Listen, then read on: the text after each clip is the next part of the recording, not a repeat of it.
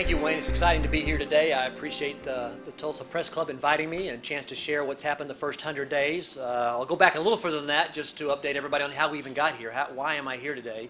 And of course, it was back in October and November. We were reading the newspapers. I actually live in Oklahoma City, so it was kind of unusual for us because actually my dad that first started grieving over ORU.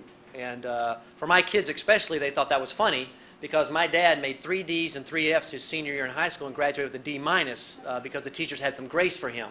And so, and then it was time for me to go to school. Dad, he wasn't going to pay for it, wasn't going to encourage me to go to school, but I was opposite of my dad. I loved learning. I loved reading. And so I went off to school, and so when they heard that Grandpa was grieving over university, they didn't understand it.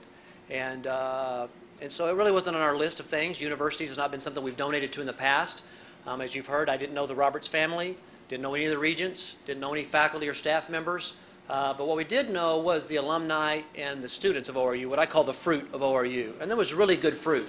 And so as a business family, we really didn't understand how the Higher Learning Commission could come in and say, ding them on finances, governance, and leadership, and still good fruit come off that tree. So it just, as a business person, it just doesn't quite equate for us. How do you get good fruit when you don't have that? Because if Hobby Lobby, we don't have good governance, good leadership, and good finances, you as a customer are going to suffer when you come in. And so how do you get good fruit off of this tree? And so as a family, I have a brother, a sister, a cousin, my parents. There was 5 couples. All were praying, do we get involved? Do we not get involved? And that was quite an emotional time for us back in November. We'd read the paper one day and say, well, maybe we ought to get involved. We'd read the paper the next day and say, no, let's not get involved. Why get involved in that? You know, there's a lot of things going on, from lawsuits to the Higher Learning Commission to the faculty one day saying this and different things and stuff. But the Lord knew that if we were supposed to get involved, the answer was yes. And so we just took it day at a time. And then it was the day after Thanksgiving. The day after Thanksgiving was the day that Richard Roberts stepped down.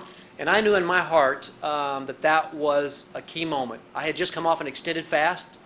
I'd ate for the first time in quite some time on Thanksgiving Day. And the next day, Richard steps down. Now, I am the son of somebody who started with $600 and built something. Hobby Lobby is quite a large size to build from $600. And so I was a part of that. I was there when my dad made the sacrifices. My mom made the sacrifices. And so for me to step away from Hobby Lobby right now would be an emotional cost to me. It would be a spiritual cost. It would be a physical cost. Just to say, wow, this is something we've been involved with all our life. I mean, I saw it start in our home and stuff. And I knew that Richard Roberts had to have those same feelings, to step away the way he did. To me, at least, the way I interpreted it, again, I didn't know Richard, I didn't know a lot of the different people, but it said that the students are more important than my reputation. And so if the students are more important than the reputation, then I think we ought to get involved. And so at that point, we had made some contact with Billy Joe Doherty. We said, Billy Joe, we think maybe we should get involved. We don't know. We're willing to go the next step. What would that next step be? And he says, well, the board's meeting next Tuesday. And so Sunday night, November the 25th, 26th, whatever that Sunday night was, me, my brother, and my dad sat together around a desk and said, well, what would we do? What would we ask for? Because we knew that we could not give the donation to more of the same. Change had to happen. And we've never done that, to tell you the truth. We've been donors in the past, but we've never asked a ministry to change. We've always said, you have high stewardship, we give to you. Because we're high stewardship people, we worked hard, you're working hard, we give. But that wasn't what we saw at ORU. And so we knew that we couldn't give without asking for change, and so we did. But we didn't know for sure what to ask for, so we just kind of said, okay, guys, what are we going to put? It has to be understood that it's significant change. And so we put that together and then said, one of the things we said, and we need 90 more days to kind of come up with a better plan than this, but to at least give an idea. And so obviously that happened. The regents voted that they would listen to our plan, give us 90 days to come back. It was actually 45 days later. We came back on January the 14th. There was another regents meeting, as you know, and we started the meeting by saying that the ideas and concepts that we share today are more valuable than the $62 million that you're considering. So if you had to choose between the two, if I were you, I would take the ideas over the funding. And we're not going to make you make that choice, but understand the ideas is the cake here. The money, which has kind of been the focus a lot of times, is the money. We felt like that was, that was needed, of course, but it wasn't the major issue. Change had to take place. And if that change takes place, it's going to attract more than $62 million. Our gift will be dwarfed over time if we make these changes. And so that's how we got started. They told us we weren't going to plan on voting on the 14th. By the end of the day, the Board of Regents decided, let's vote, and they voted it in. And as you know, it took us a couple of weeks to get the final details. We weren't expecting a vote, and so we weren't totally ready ourselves. We had put together the things. And so from there, that was a little over 100 days ago, or about 100 days ago. And so a lot of things that happened at Oral Roberts University in just 100 days. People is always the most important thing. And so one of the big changes we made, we went from a board of regents to a board of trustees, because trustees are the highest form of board there is. And you have to understand at Oral Roberts University, as you do, we have no denomination over us. We're not governed by the Southern Baptists, by the Assembly of God, by any of the Methodists. We are an independent college. And so the trustees is where the buck stops. And so the trustees had understood that this was they were entrusted with this university. And so, as you know, there were 22, 23 regents. We kept 5 of those and brought 14 new regent trustees in, as we called them. And so we had to recruit those 14. And again, all this had to happen in a 45-day period there while we were going through this. The biggest decision that I had to make, and the family entrusted me to make that decision, was who's going to be the interim president of Oral Roberts University, because who that person was going to be the biggest decision we made.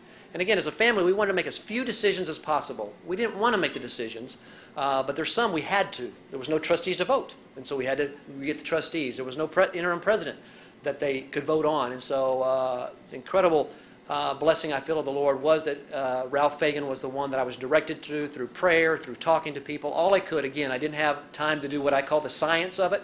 A lot of it was just the art and the feel, and Ralph has done an incredible job as interim president, and we're excited about that as he's helped guide us through this process. Again, when you take the roots of a tree and yank it up and move it, there's a lot of emotion, a lot of physical cost to that, and so we're excited about that. And so and then as we went through the process, there's really 4 dragons I felt like we had to slay. Because it come under the 2 things we talked about. One, you heard us talk about a lot, was rebuild trust. We have to rebuild trust at Oral Roberts University, which takes time. And that means if you lost trust, somebody got hurt. Because you trust until somebody hurts you. I trust people until you hurt me. So that means people had been hurt. So we have to go back. We have to rebuild that trust. We have to be involved with the community of those people that we have entrusted. The other was we have to have mission with economic sustainability. What is the mission of ORU? We had no desire to change the mission of Oral Roberts University.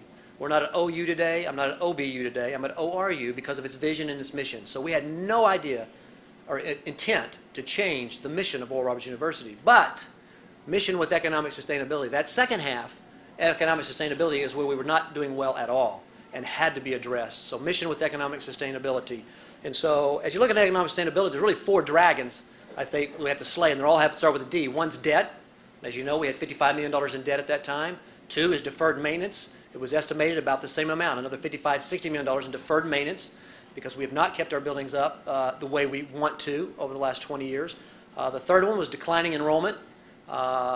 We have had actually enrollment increases the last 2 years, but if you look back 5 years, we have less students today than we did 5 years ago.